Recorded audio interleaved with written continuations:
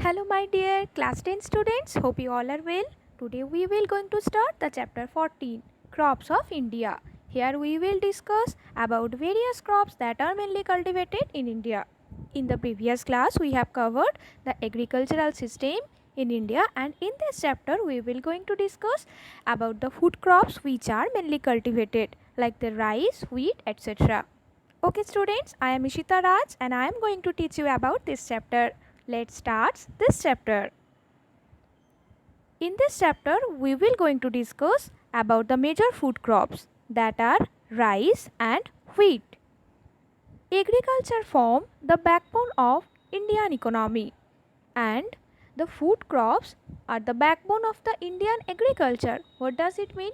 It means agriculture is mainly the backbone of the Indian economy, and in agriculture the food crops are mainly cultivated, and that is why they are the backbone of the Indian agriculture. Here we will going to discuss about the major food crops in India, that are rice and wheat. Due to suitable relief, variable, or you can say favorable climatic condition, there the fertile soil and a long growing season, India can grow a variety of food crops such as the rice, wheat, maize, millets, pulses, and so on. We have first rice. Rice is the major cereal of the world. It is the staple diet of the tropical and subtropical people. India is the second largest producer of rice. Even with that, in consuming rice, India is also second and after China. So this is the major cereal of the world, and it is the staple diet in the humid and hot tropical and subtropical people like the Southeast Asian countries. All of these countries like the Myanmar, Bangladesh, Sri Lanka, India, Pakistan, all these are mainly their staple diet is rice, and India that ranks second in producing and consuming rice. And this pie diagram shows the percentage of rice cultivation in India in the world rank. Like at first we have China that occupies 28% of the rice cultivation in million metric ton, and in India it is the 22%, and the remaining are the other countries.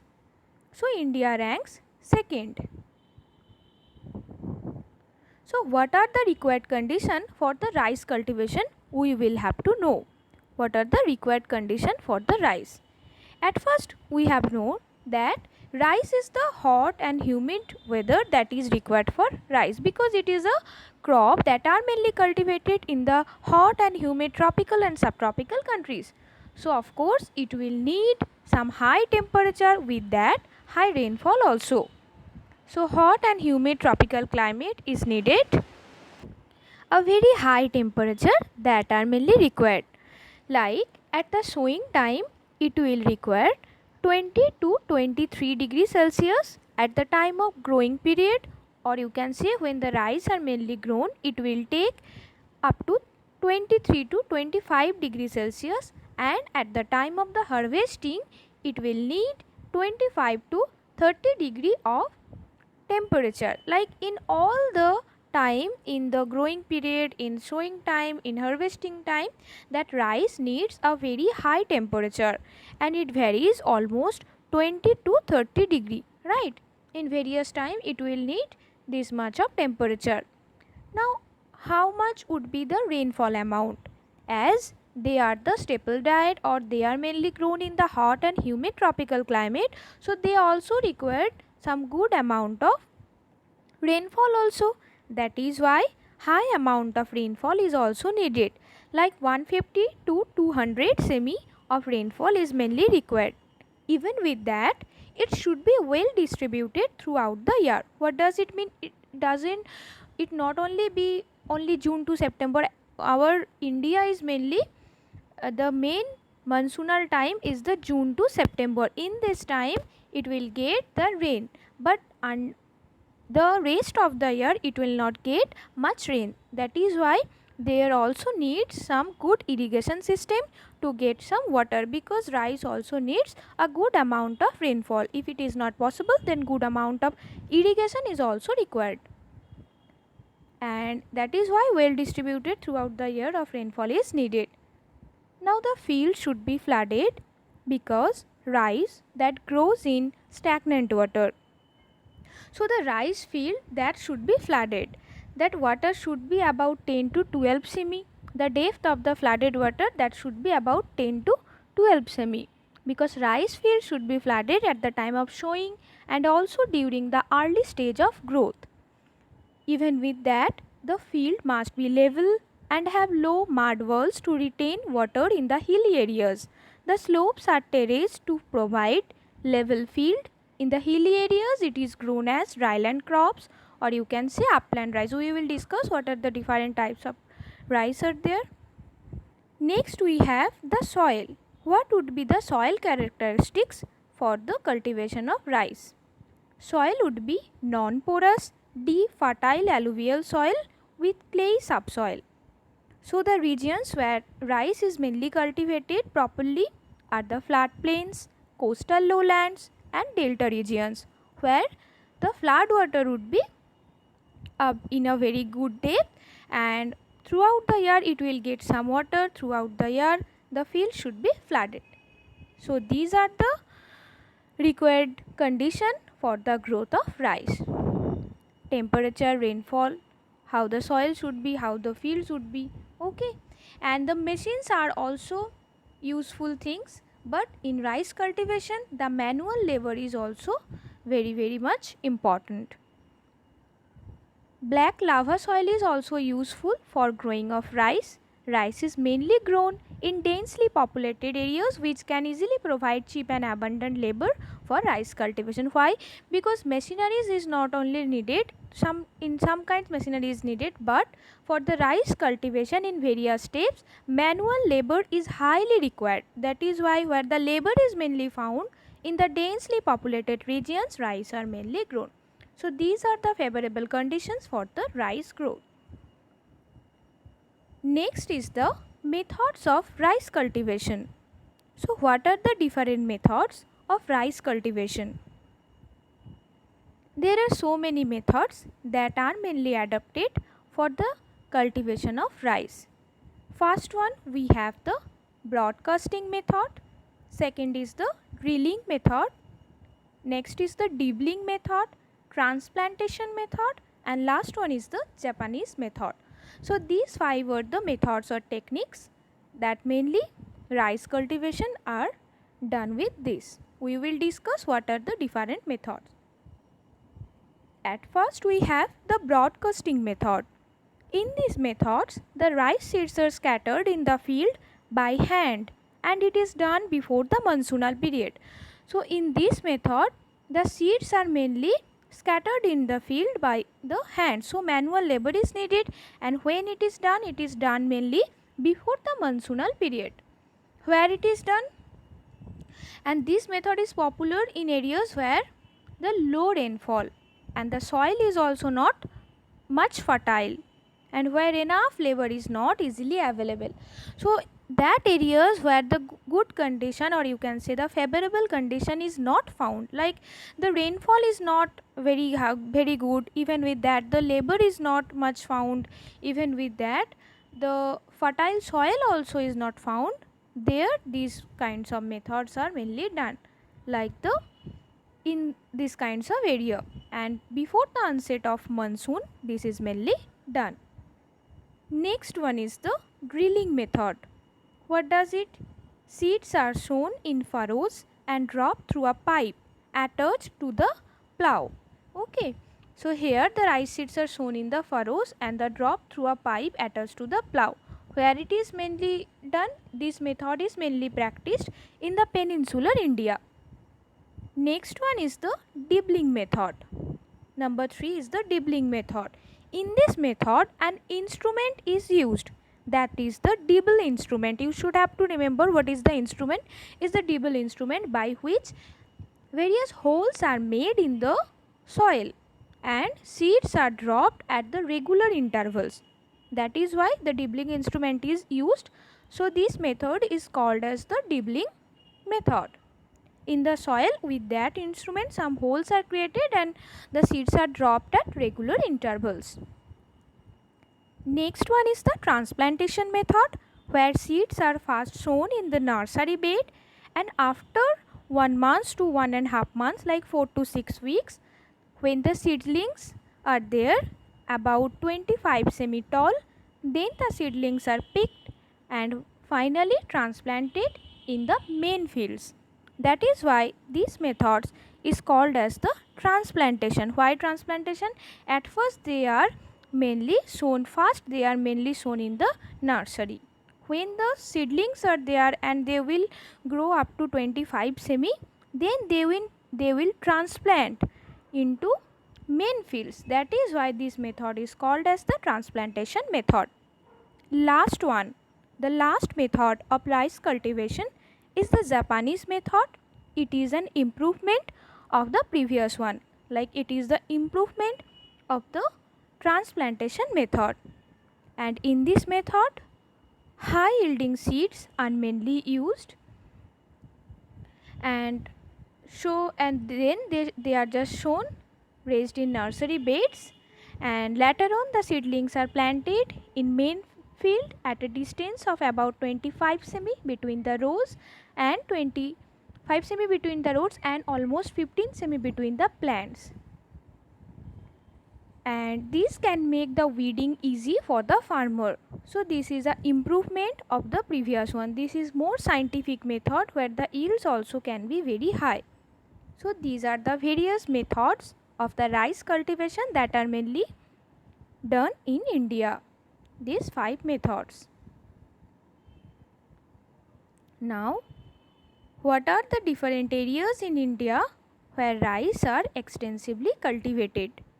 What are the different regions?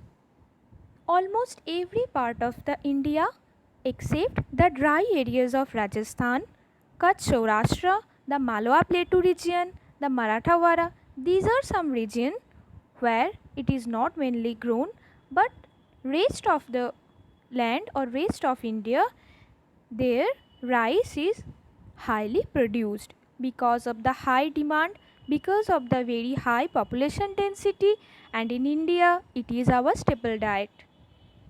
So in India, what are the different states, what are the different regions that mainly producer of rice? We will going to discuss. First one is the West Bengal. This is the largest producer of rice. Like various centers are Bardhaman, North and South 24 Parganas or North and South 24 Parganas, the Medinipur district. These are some districts in West Bengal. Another states are Uttar Pradesh and Uttarakhand. These two states togetherly will rank the second position in rice cultivation. Various centers are Dehradun, Bareilly, Nainital, Varanasi, Muzaffarpur or Muzaffarnagar, Gorakhpur, Ayodhya. These are some areas, these are some main producing centers in Uttar Pradesh and Uttarakhand. Next is the Punjab, Andhra Pradesh, Telangana, Orissa, Assam, Tamil Nadu, Bihar. In all parts of India, rice are cultivated. Orissa rank 5th, and in Orissa almost every part rice are mainly grown, but in lack of rainfall is there. That is why some parts where the irrigation is possible there and the rice are mainly grown. So these are the area in India where rice are grown. We will locate the areas in the map where rice are grown. So have some look, student, in the map. This is the rice growing regions of India. Have some look. The deep green portion, that are the major areas where rice are mainly cultivated, and the light green portion, that are the minor areas where rice are mainly cultivated. Like this much part, the main portion is the West Bengal, almost every part. Then we have the Odisha is there, Andhra Pradesh, Telangana, some parts of Tamil Nadu is there, Uttar Pradesh is there. Almost all parts is the major areas of the rice growing regions, and this much part, the light green portion, is the minor areas. If you notice a line that is I am showing with the blue color, in this line this is a ISO height of 100 semi. 100 semi ISO height means ISO height means the line or the imaginary line that will join with the same rainfall, same potential rainfall is there. Like this much area would have more than 100 semi of rainfall, okay, and this much area would have less than 100 semi of rainfall. Like this area is the less than 100 semi, and the right portion is the more than 100 semi. So this is the 100 centimeter of ISO height. These are the regions in rice producing. So varieties of rice, there are mainly two varieties. One is the upland rice and another one is the lowland rice. Upland rice are mainly produced by the terrace farming in the hilly terrain, and lowland rice are mainly produced in the low-lying areas like the coastal part or the delta region or floodplain. So these are the areas where rice are mainly cultivated, and in map this is the regions. Next we will discuss about the wheat. As we have read earlier, the rice was one thing you have to remember. Rice has three variety. Like some rice are mainly kharif crop, when they are mainly showing period is May to June, and harvesting they are mainly harvested between September October. Some are also Rabi crop like the Aman, like the Kartika is there. So in the Bengali month Kartik they will be harvested like the November December. And in summer crop and the Zaid crop is also there like the Boro, and they are mainly shown in the November December and will harvested in March April. But wheat is a Rabi crop, so they are mainly cultivated in the time of winter. In the agriculture chapter I have already discussed what are the kharif crops, what are the Rabi and what are the Zaid crops. So I think you will remember what are the Rabi crop. They are mainly cultivated in the winter time and they needs some less amount of temperature, less amount of rainfall also. In the same way, wheat are a Rabi crop. They are mainly grown in temperate regions, in the regions where extensive farming is practiced. What are the types of wheat? There are mainly two types. One is the spring wheat and another one is the winter wheat. But in India, spring wheat is not cultivated. Mainly winter wheat are cultivated. Why? Because though it is the spring season or the spring months, but in India, in the time of spring there also be very high temperature. That is why the spring wheat will not cultivated. Only the winter wheat is cultivated in India. Now the method of cultivation. What are the method of cultivation of wheat? It starts after the rainy season. Land is soft and moist. So after the rainy season, when the land are soft and moist, cultivation is started. Land is plowed several times with the tractors or sometimes plowed also with the oxen. Seeds are sown in the broadcasting or the dibbling method. I have already discussed what are the broadcasting method, what are the dibbling method. You can, if you want, if we will go through the previous slide. So seeds are sown in broadcasting and dibbling method. Various machine like the combined harvesters, threshers, that are also widely used in this cultivation. Okay, so this is the methods of wheat cultivation. Now we will discuss what are the favorable condition that wheat needs. So the required condition, or you can say the favorable conditions, are this much. At first we have the moderate temperature is required. Why it is required? Because it is a Rabi crop.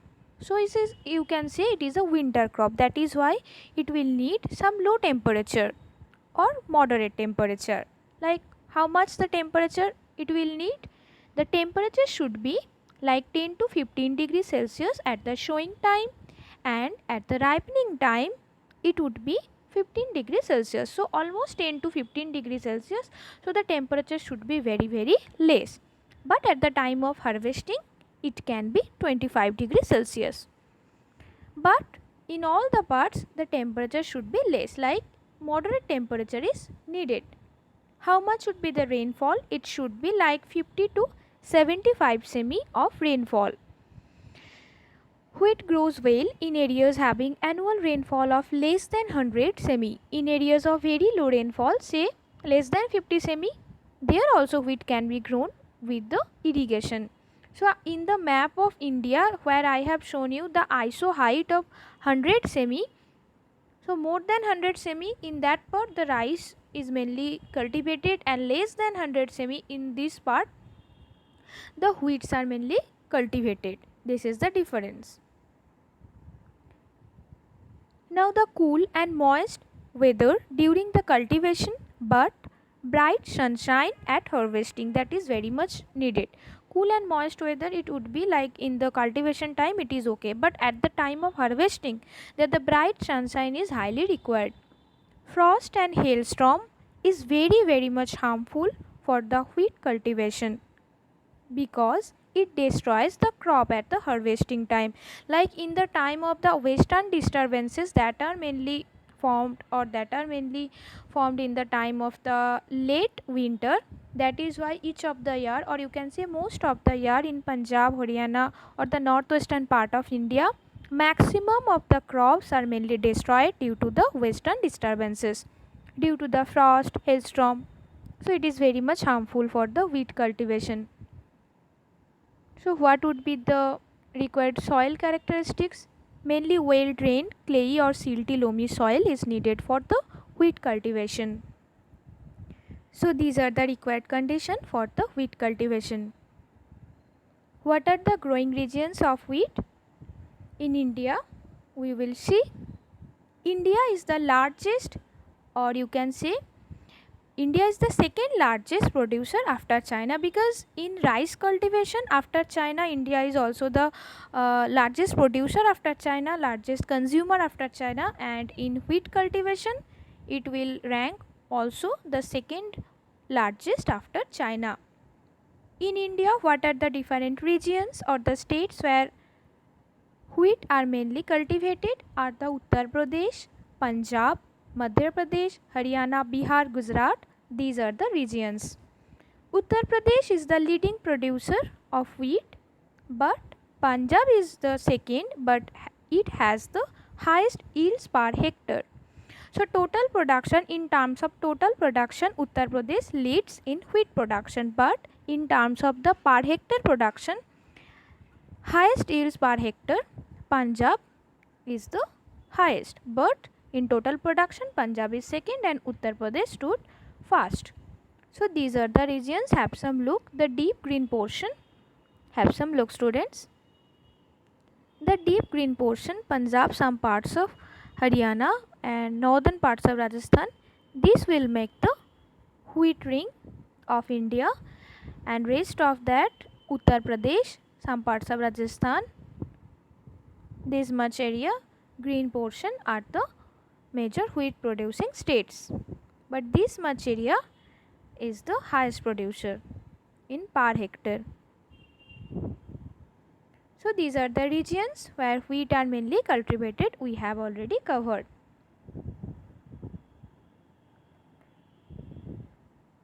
So we have already covered the rice and wheat in this chapter, and in the next class we will cover the remaining portion. Thank you student.